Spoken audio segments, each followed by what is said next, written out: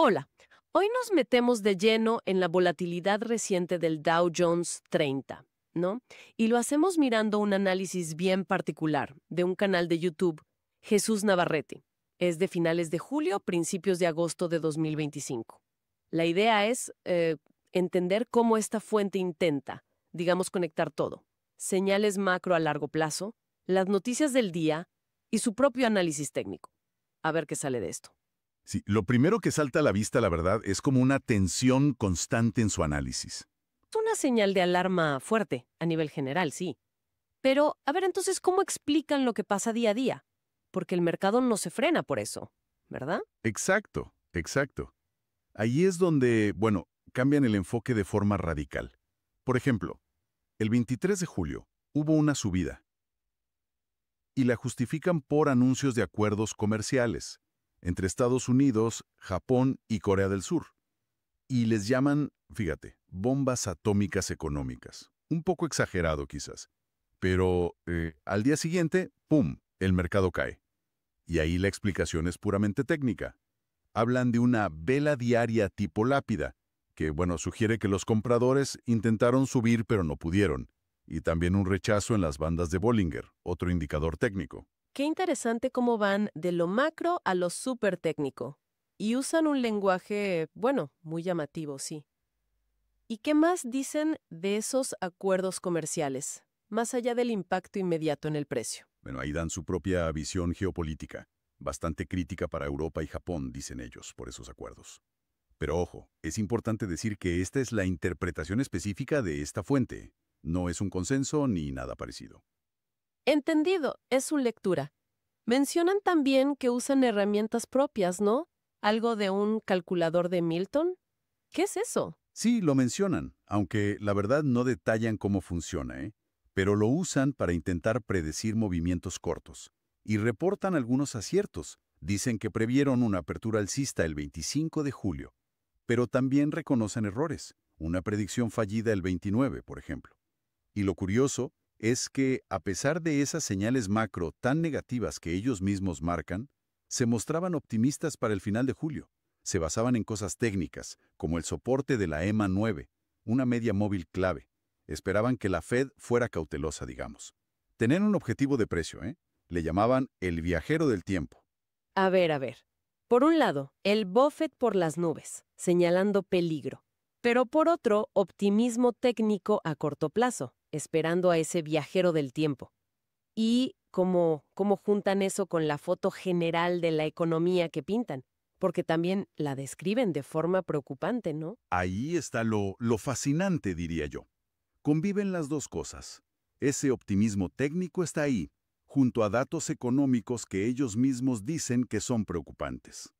Mencionan un PIB del 3.0% que, sugieren, podría ser engañoso. Citan al CEO de Alcoa hablando de una demanda de aluminio altísima, quizás insostenible. Y el dato ese, de que el 67% de los estadounidenses no tendrían ni $400 para una emergencia. Tremendo.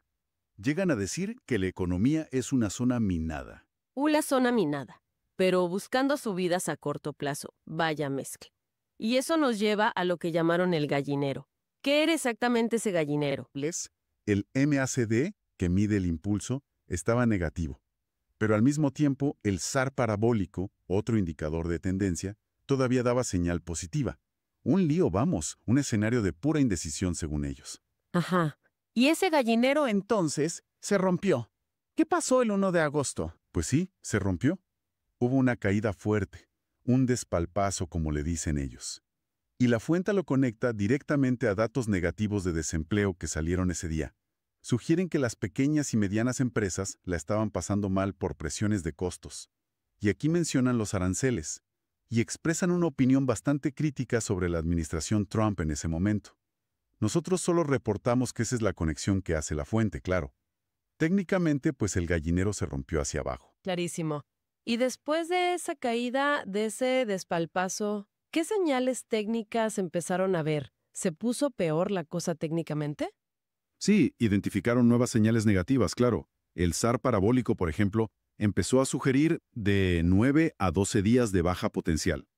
Luego vieron cruces de medias móviles importantes, La EMA 3 por debajo de la EMA 20, la EMA 9 también bajo la EMA 20. Para ellos, eso apuntaba a semanas de posible debilidad. Semanas, ¿eh? Incluso estaban vigilando en gráficos de corto plazo de horas la posibilidad de una cruz de muerte, que es cuando la media de 50 días cruza por debajo de la de 200, una señal bajista muy conocida. Vaya, parece que el panorama técnico se oscureció bastante rápido después de esa caída. ¿Y conectaron esto con algo más estructural, más amplio? Sí, sí lo hicieron. Afirman que la situación del mercado inmobiliario les recordaba la crisis de 2008-2014. Hablan de valores inflados que llevaban a impuestos y seguros impagables para la gente, y lo presentan como una consecuencia de políticas deliberadas para revalorizar activos y permitir refinanciar deuda. Una visión muy crítica de la estructura. Entonces, para resumir un poco la perspectiva de esta fuente que analizamos, vemos alertas macroeconómicas serias, por un lado. Luego un enfoque técnico súper detallado a corto plazo, que a veces parece ir en contra de esas alertas macro, ¿no?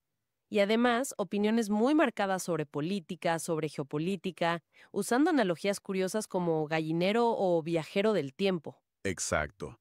Tal cual. Y ponen mucho énfasis, pero mucho, en la necesidad de aprender análisis técnico y fundamental. Casi lo presentan como si fuera un empleo en sí mismo. Una habilidad esencial para navegar estos tiempos.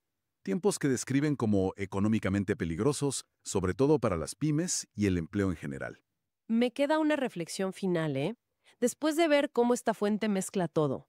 Si ellos mismos describen los movimientos diarios como tan dependientes de noticias puntuales, de patrones técnicos que van y vienen, y al mismo tiempo reconocen esa fragilidad económica de fondo tan profunda, Ujú.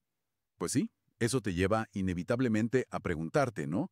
¿Cuánto peso real deberíamos darle a esas señales técnicas de tan corto plazo, comparado con los riesgos estructurales, los de fondo, que la misma fuente está señalando? Es una pregunta clave, creo yo. Algo para seguir pensando.